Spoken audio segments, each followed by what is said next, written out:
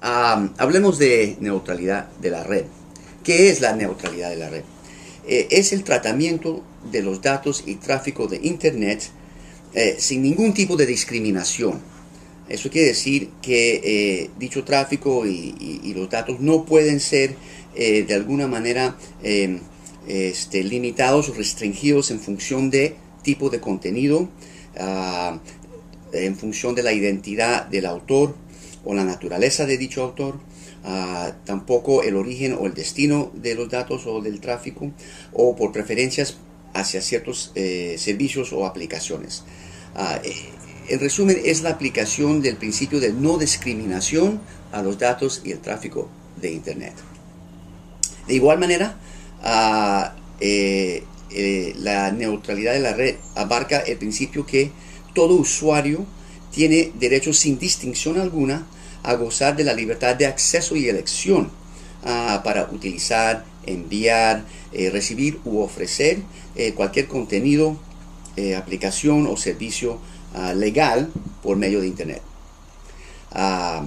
Y de hacerlo sin condiciones, interferencias o restricciones, por ejemplo, como la filtración o el bloqueo.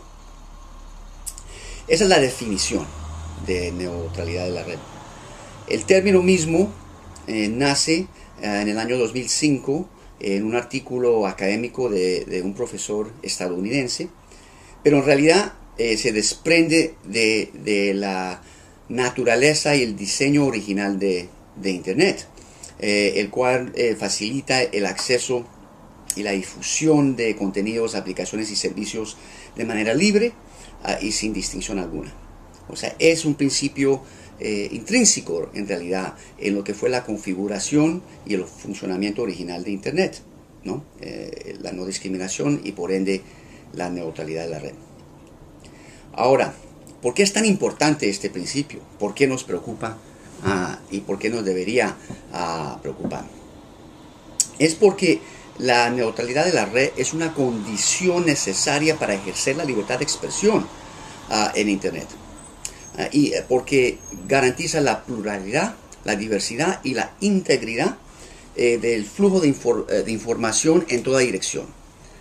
Sin esa garantía de neutralidad, de no discriminación, se interrumpe y se corrompe realmente el flujo informativo, que es la esencia de Internet libre, ¿cierto? Y por eso es tan importante. Al mismo tiempo, la neutralidad de la red es un pilar del derecho internacional de los derechos humanos, en la medida que es esencial para realizar la libertad de expresión.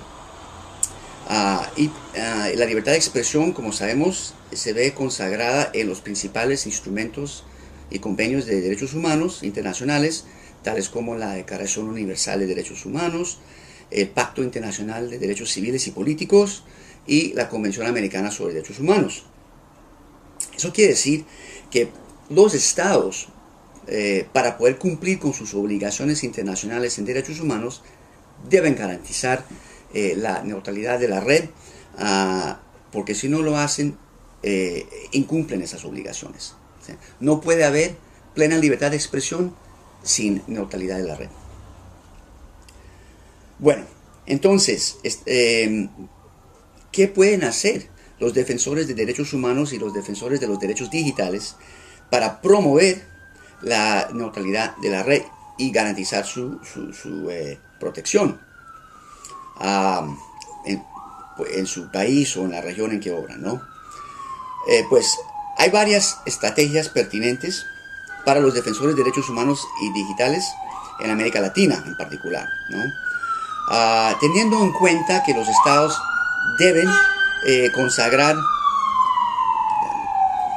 perdón, en Washington siempre hay ambulancias, dado que es una obligación para los estados promover y proteger, garantizar la neutralidad de la red para poder cumplir con su deber de respetar el derecho o la libertad de expresión, es importante entonces hacer énfasis en la necesidad de los estados adoptar medidas legislativas, administrativas y de otra índole que garantizan la neutralidad de la red. Y de ahí se desprende, digamos, la primera estrategia para los defensores de derechos humanos y digitales, que sería realizar campañas de cabildeo frente a sus gobiernos y las autoridades para que adopten esas medidas, para que adopten esas normas garantes de la neutralidad de la red en los países donde no existen. Ahora, en América Latina hay buena cobertura en el sentido de protección a la neutralidad de la red. En años recientes, muchos países de la región han adoptado normas, leyes o reglamentos que garantizan la neutralidad de la red.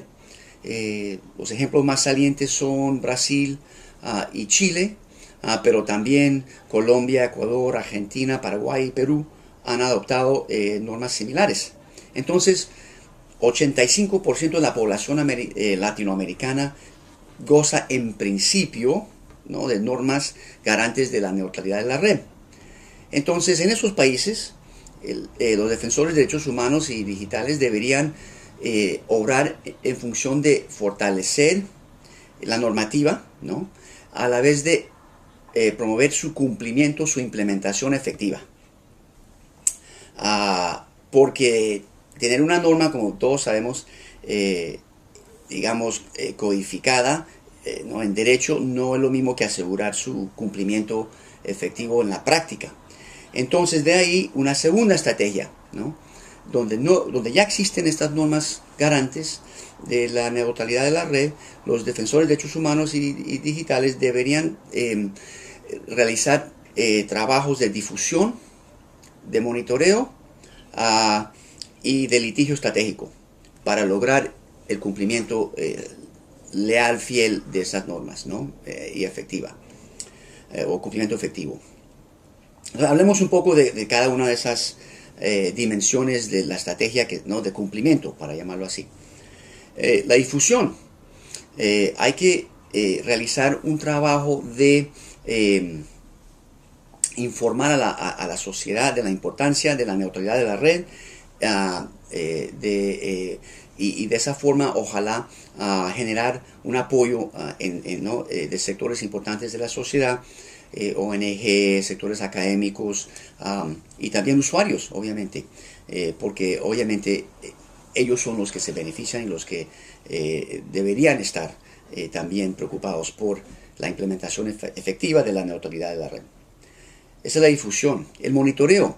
Organizaciones sociales como las ONG deberían hacer un seguimiento legislativo y judicial de la implementación y la reglamentación de las normas que protegen y garantizan la neutralidad de la red, para asegurar de que no hayan retrocesos, para asegurar de que no haya interpretaciones negativas de esas protecciones, y para hacer obviamente cabildeo positivo, siempre buscando el fortalecimiento de dicha normativa.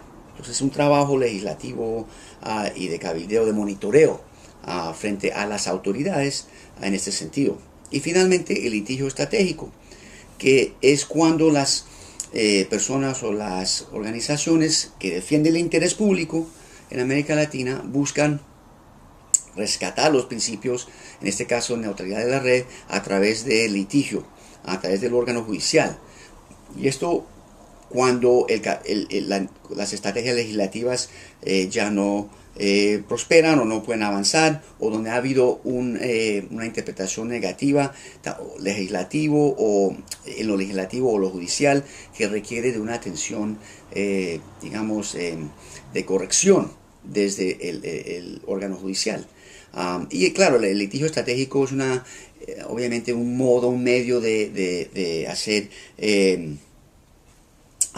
el trabajo de derechos humanos que se emplea en otros ámbitos, y que es igualmente pertinente y útil para los que defendemos los derechos digitales en América Latina. Entonces, para resumir, donde no existen las normas protectoras y garantes de la neutralidad de la red, pues el trabajo de la sociedad es buscar a través de campañas de cabildeo y de incidencia que esas normas se desarrollen y se adopten por las autoridades nacionales. Cuando ya existen normas, el trabajo es de perfección de las mismas o de un trabajo para asegurar su fiel implementación y cumplimiento. Y eso se hace a través de campañas de difusión, monitoreo y litigio estratégico.